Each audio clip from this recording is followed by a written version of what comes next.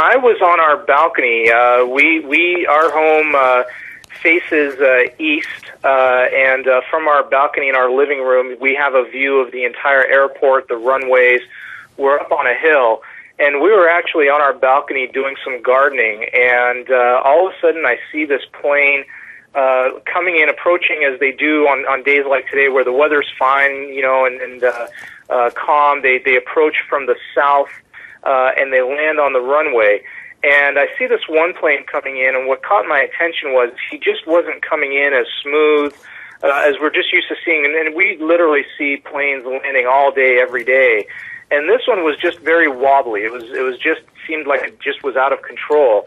And as I see it coming, approaching the runway, all of a sudden we just heard just a loud boom, and within seconds, it was just completely hidden in a cloud of what seemed to be a combination of smoke and dust.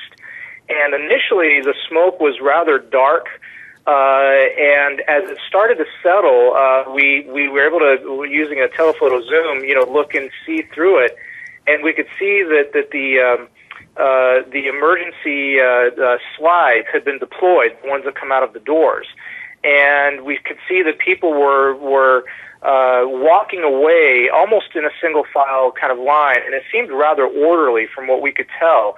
We're walking away from the plane, and after a while the smoke changed from this dark smoke more to like white smoke going into the air. By then the emergency response vehicles had shown up and were responding and doing their thing.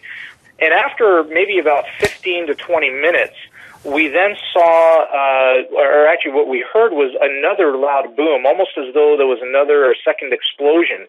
And immediately the smoke went back to a very, very dark, black, gray smoke.